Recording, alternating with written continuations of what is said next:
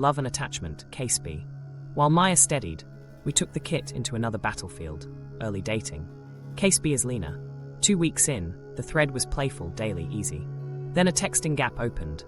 No reply for 7 hours after a bright exchange. At hour 3, Lena's chest tightened and the familiar script spun up. They're pulling away. She felt the protest impulse rise. Send a pointed joke, pull back, match distance, preempt the hurt. I won first. She labeled fast. Breath high, shoulders tight, stomach buzzy, vision narrowing to the phone. She gave herself the 90 seconds. Long exhales, panoramic gaze to the window and doorframe, 3 sensations stack. Chair pressure on thighs, cool air on cheeks, the ridge of the phone case under her fingers. The 8 slid to a 6. Not calm, enough room to think. Our 2 next. She said it out loud. Hypothesis A, they're losing interest. Then forced 3 disconfirmations. B, back-to-back meetings. C, battery died, subway dead zone. D, my attachment system hears gaps as danger. Base rates. Out of her last 5 early-stage connections, texting gaps over 4 hours had predicted an actual fade once. 20%. She wrote the pre-registration. If they respond with warmth and specifics about timing, downgrade pulling away to 20%. If they dodge and grow vague over the next 2 days, upgrade. She ran an A/B probe, a low-stakes, specific bid. Quick check-in, still good for Saturday? If today's slammed, no rush. Notice the micro-choice. No protest, no test disguised as a trap. Just a clear bid. While she waited, she audited the source. The signal had been fast and global. Heat in the sternum, tunnel to the screen, classic alarm. That label didn't erase it, it right-sized it. Response at hour 8. Hey, marathon day. Presentation just wrapped. Saturday's perfect. 7 p.m. still good? Also, saw something that reminded me of you. Will text a pic on my commute. Her body didn't flip green. The 5 slid to a 4. She logged it. Domain love, prediction, pulling away 70%. Action neutral check. Outcome, warm plan confirmed. Confidence downshifted. Our 3 started quietly. She replayed the gap cue while reading the warm response, breathing slow. That's the mismatch. Silence plus care, delay plus specificity. She let both exist in her body. Buzz in the stomach, warmth behind the sternum. Then rested. No doom scroll, no overanalysis. The next day, she took a micro-commitment. Instead of matching distance, she sent 1 clear, low-pressure bid mid-morning. Hope recovery coffee is strong. 2 dots, small approach. Across 3 weeks, patterns, not peaks, did the heavy lift. He was consistent with plans, variable with texting. When slammed, he named it. Deep work block, off phone till 5. When free, he sent photos and jokes. Lena's ledger filled. 10 spikes, 7 disconfirmations, 3 partial confirmations tied to his stressful deadlines. Her prior, gap equals fade, lost precision. A new map formed. Clarity and consistency over time beat vibe checks. This is the pivot from red flags to trauma flags. Red flags are patterns that harm and resist repair. Disrespect, secrecy, blame shifting, broken agreements after feedback. Trauma flags are spikes that feel like danger because of your history, but soften with regulation, clarity, and consistent repair. Lena learned to look for 5 things. Stated intentions that match behavior, responsiveness to direct bids, repair after misses, consistency across contexts, and alignment with her values. Peaks, sudden chemistry, intense declarations, stopped getting extra credit.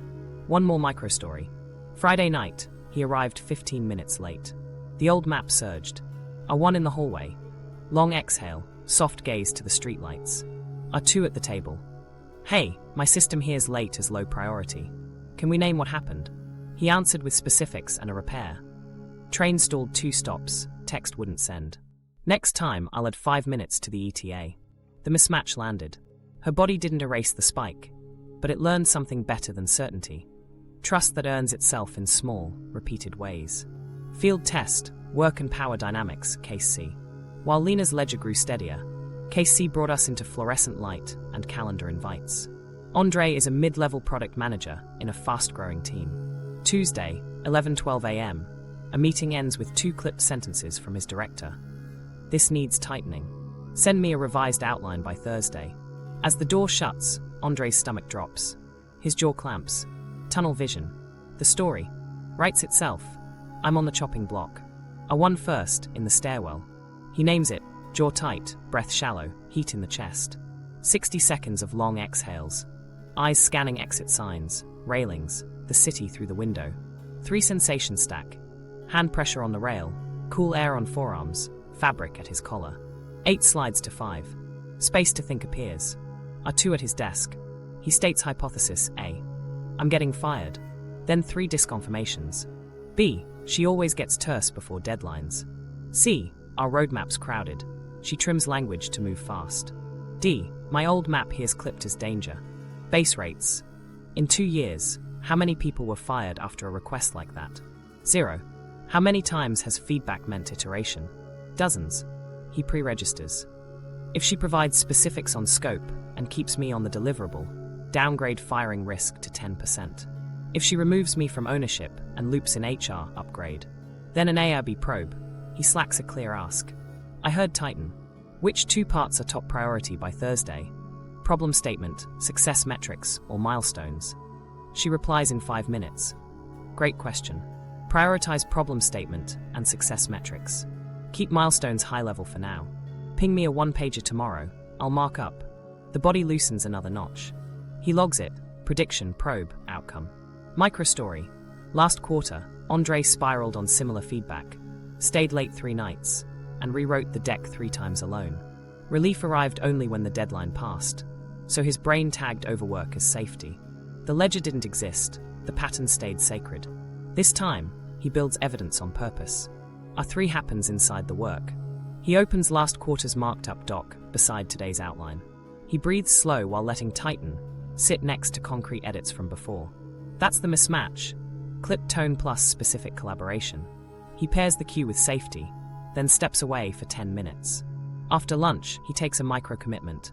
Instead of boiling the ocean, he drafts a 1-page problem statement and 2 measurable success metrics, then sends it with a time-stamped request. Does this hit closer? The markup returns with praise and 2 tweaks. He runs a tiny counter-conditioning step. He reads the red comments while regulated, not at midnight, and adds each change without catastrophizing. The prior, clipped equals catastrophe, loses precision. R4 is the rebuild that makes careers. Andre starts a domain-specific ledger. 4 feedback moments he tracks: tone, content, ownership status, concrete outcomes. Over 6 weeks, a pattern emerges. His director runs terse near deadlines, but consistently gives scope, keeps him on point, and advocates for him in cross-functional meetings. He assigns a confidence band. Firing risk after clipped feedback sits at 5%. Iteration likelihood sits at 90%. He sets a rule: no after-hours rewrite marathons unless scope changes. He also builds a feedback loop. A trusted senior peer reviews his 1-pagers for clarity before they go up. 5-minute mirrors, big returns. 2 principles ground this field test. First, data-rich environments tame vigilance quickly. If you ask for the right data. What 2 changes by Thursday? Beats, are you mad at me? Second, power dynamics magnify old priors. The 199's cadence shows up in conference rooms. You don't erase that history, you tag it, then let present tense facts update you. By month's end, Andre's work gets sharper and his evenings get quieter. He still feels spikes, but urgency no longer runs his projects. Precision lives in the brief, not the alarm. Field test, health and somatic signals, case D. The third battlefield wasn't a boardroom or a thread. It was a body. Case D is Nor. Thursday morning, a sharp twinge lanced her lower left abdomen while she reached for a mug. It was brief, 2 seconds, but her mind flipped a switch. Something's seriously wrong. By lunch, she'd mapped symptoms onto every worst case she'd ever read. She cancelled plans, lay still, and started scanning. The stillness didn't calm her. It made the siren louder. R1 first. She named the signals. Stomach tight, breath shallow, forehead buzzing, fingers cold. Long exhales, 4 in, 8 out. Soft panoramic gaze to the window frame, the plant, the kettle's curve. 3 sensation stack. The cup's warmth in her palm, the chair's pressure under sit bones, the cotton seam at her wrist. The 9 slid to a 6. Not fixed, just less certain. R2 needed numbers and honesty.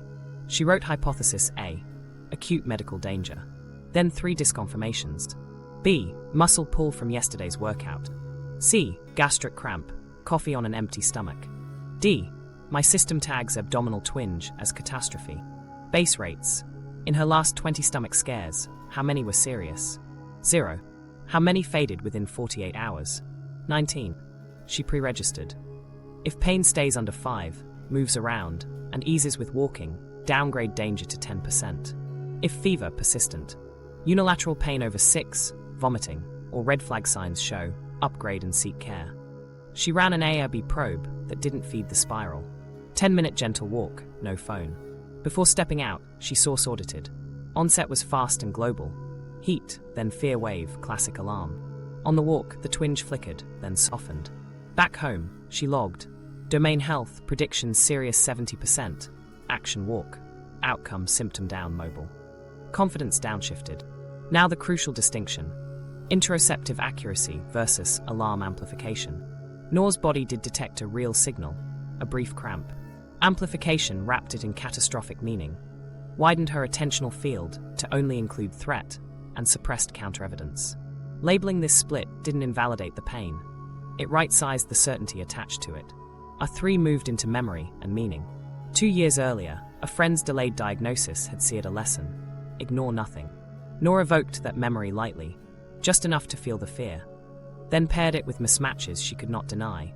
Last month's twinge that resolved after food, the negative tests that once followed a similar scare, the current easing after a walk.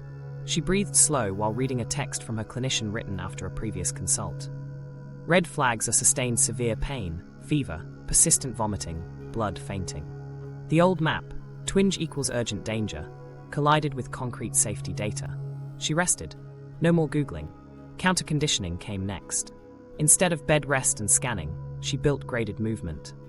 5 minutes of gentle yoga, then 10, then a short grocery run. Each step taken, while regulated, taught her system a new link. Sensation doesn't mandate shutdown. Language hygiene supported it. I'm 20% concerned. I'll check in 24 hours, replaced this is it. Micro-commitment. She ate, hydrated, and paused the search engine. Ethics and medicine stayed in frame. She didn't gaslight herself. She set clear evidence thresholds for seeking care. Escalating pain over 6, localization with guarding, fever, vomiting, or new alarming signs. She drafted 3 questions for her primary care portal if the symptom persisted. Duration and quality that matter? At-home tests that clarify? At what threshold do I go to urgent care? Overtesting can reinforce alarm by rewarding vigilance with attention. She aimed for collaborative care and thresholds before labs. By day 2, the twinge faded to a 1, then vanished. The ledger held the truth her fear wouldn't.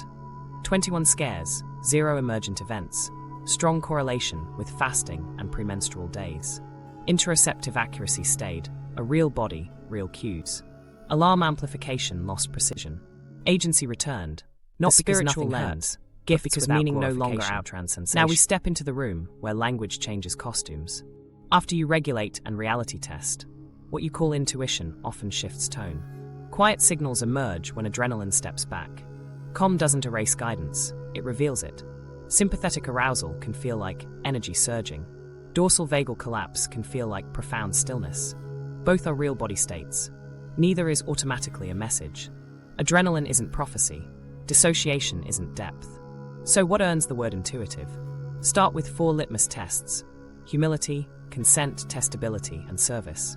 Humility sounds like, here's my current read, I could be wrong. Consent means you don't read people without permission or dress projections as insight. Testability keeps claims falsifiable. What would prove this wrong? Service asks, who is this for? If the guidance mostly protects your identity or status, that's theater, not discernment. Here's the pattern that sneaks in spiritual spaces. Trauma theater masquerading as mysticism. Groups reward intensity. Tears shakes declarations over outcomes. Leaders valorize speed and certainty. Doubt looks unfaithful. The loop we mapped earlier thrives here. Relief after big performance gets mistaken for accuracy. Over time, vigilance gets robes and incense. Meanwhile, outcomes don't measurably improve. Flip the order.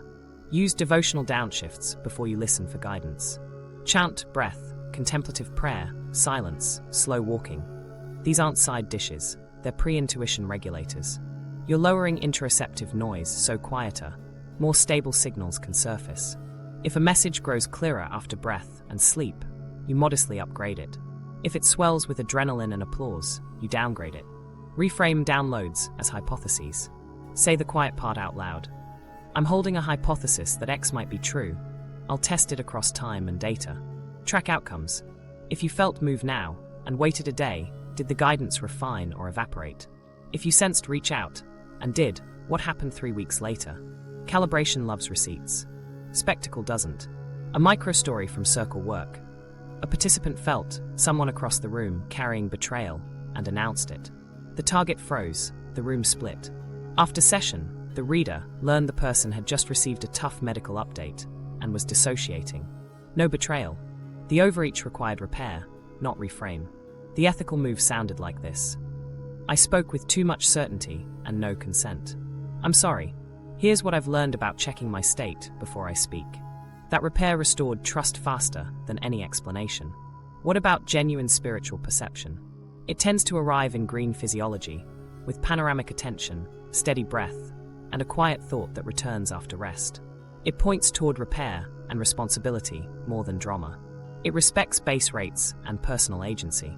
It lands the way a good truth lands. Firm, not frantic, grounded, not grand. Keep a spiritual ledger too. Note context, state, content, and outcome. Over months, you'll see patterns. Practices that clear you, domains where you're cleaner, cues that fool you.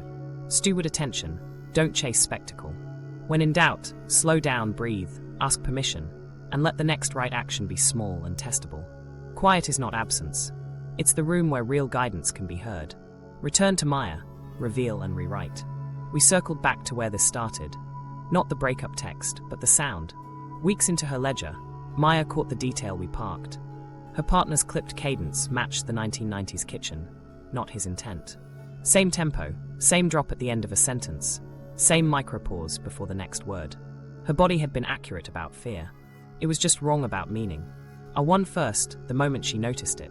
They were washing dishes, a quick back and forth about weekend plans. His voice tightened for 2 beats. Her chest jolted. Instead of stepping away, she labeled. Heat in sternum, jaw load, breath up high, then gave herself the 90 seconds. Long exhales, gaze to the window's edge, the soap slip on her fingers, the cool of the faucet. 8 to 5. Enough room for a question. Our 2 arrived as a bid, not a trial. Hey, this is odd to name in the sink, but when your tone tightens like that, my system hears old conflict. Are you frustrated with me? Or is that just work still in your voice? He blinked, softened, and said, Not with you. I've been in sprint mode all day. I want Saturday to be simple. Specifics, warmth, present tense clarity. She'd pre-registered outcomes earlier in her ledger. If he names state and plan with warmth, downgrade betrayal to 20%. She did, and she logged it. Then a 3, the reconsolidation window, opened right there. Maya let the cue glow, just enough to light the network. Clipped tone plus proximity, hands in the same sync position she remembered from the 199s. While breathing slow, she paired it with the contradiction she couldn't explain away. His open face, the with you that landed steady, the named desire for an easy Saturday. That's the mismatch. She didn't force relief. She let both maps sit, old storm prediction, new safety data, then stopped. 10 minutes of nothing more than putting plates away and feeling the room. Sleep later did the quiet work. The next morning, she ran a micro-commitment aligned with the updated read. Instead of distance, she sent one clear values-forward message. Let's block the morning for a hike, low logistics. 2 dots. Small approach. He replied with a trail link and coffee plans. She replayed the old cue while reading that message, breathing slow. Mismatch again. Pair, rest, repeat. They built a tiny repair ritual for tone, by consent. If his voice tightened, he'd add a quick state tag. Sprint voice, not you. And she'd add one breath and an, okay, thanks for naming. 10 seconds, tops. No autopsy, no theatrics. The ritual wasn't magic, it was a marker. Repeated in similar contexts, it became a reliable mismatch experience. Over weeks, her spike curve shortened. The first jolt still came. It just lost its right to run the room. The ledger told the truth her relief once stole. 2 months, 20 tone spikes, 17 disconfirmations, 3 partial confirms linked to actual disagreements that got named and repaired. Betrayal predictions dropped from 80% to 30%. Her body stayed sensitive. Her meanings got calibrated. Here's the line she wrote at month's end. My nervous system protected me in a house where tones forecast storms. It's not that house. I can thank the alarm, then wait while truth walks in. She didn't crown herself intuitive. She earned a compass, quiet, specific, testable, and trust she could feel without obeying every spike.